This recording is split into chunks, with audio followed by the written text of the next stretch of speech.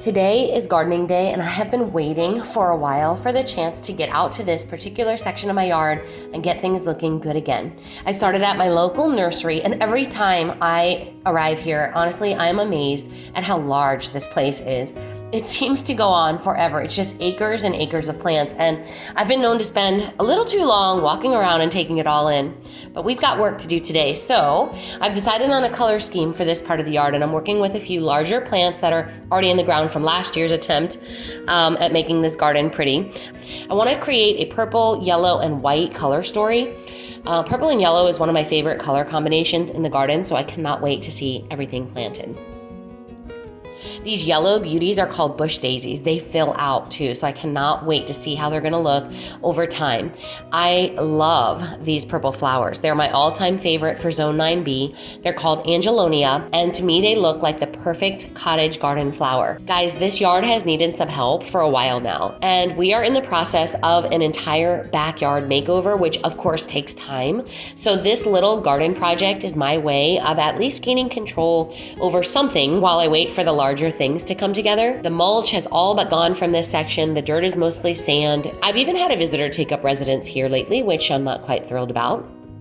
And even when this project today is finished, I'll still be working on extending the garden bed, but I have to wait on some porch renovations to be finished first, so I'll just have to settle for this little section. I'm not even going to decide on a garden border until the entire bed is planted up and mulched, so this video will have to just be part one of an ongoing project.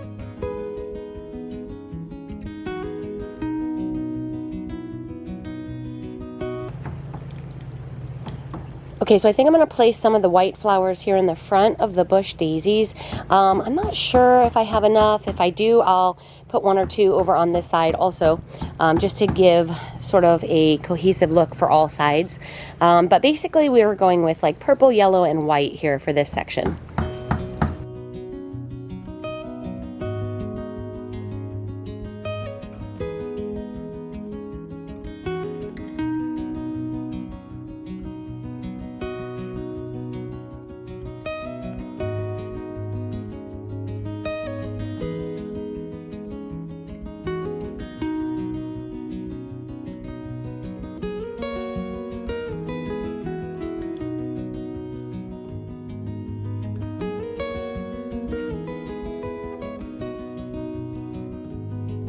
Now you guys, this part was actually brutal. Not only was my ground mainly sand, but apparently this used to be the section that the previous owners would chuck all of their broken landscape stones and rocks under the ground to make it better for drainage. Digging here was like the worst kind of treasure hunt. I was uprooting old broken stones and fighting with my shovel to get any sort of impact against the rocky underlayer. We've added some underground pipe drainage as part of the larger yard makeover, so I'm not too worried about removing these stones. I'll heavily mulch once the plants are in so that over time the mulch will compost and feed the soil. Since I'm not planting desert-style plants, the sandy, dry conditions are not ideal for good growth. And since we're in a pretty bad drought this year, I'll need to keep on watering. We are usually into our rainy season by now, but I think we've only gotten about 2 inches of rain all year so far in my area, which is literally nothing since we've usually passed that amount by mid-March.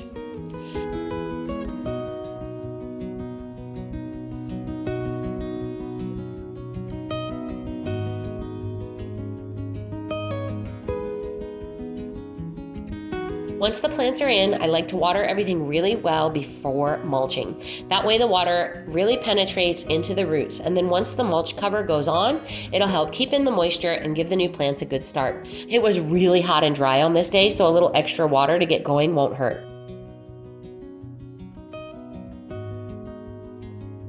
Now for mulching. This is where things start to come together and begin to look finished, so I really do enjoy this part.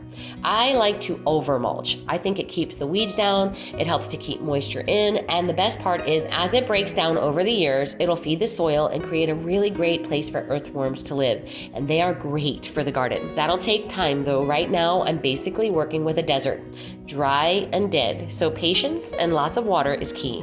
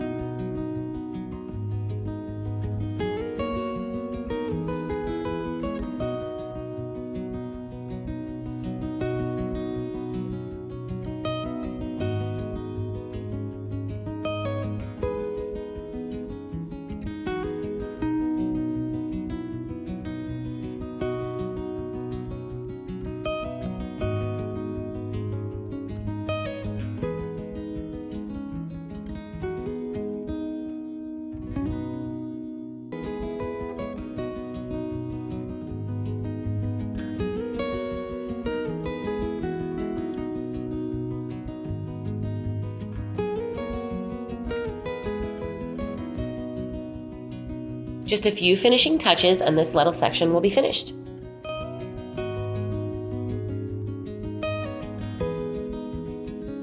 Here's a quick reminder at what the garden bed used to look like.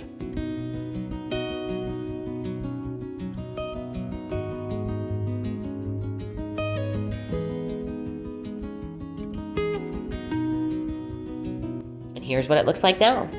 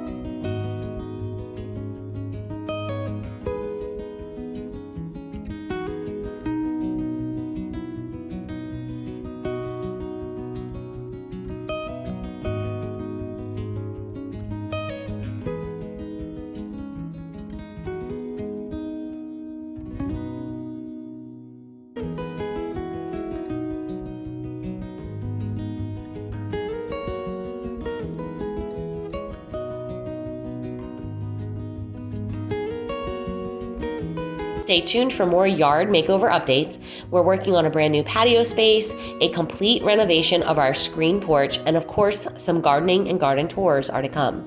Now that the weather has warmed up, I cannot make myself stay inside. So hit that like button and the notification bell so you won't miss any of it. And thanks for watching today, guys. I hope you're having a great week, and I'll see you in the next one. Bye-bye.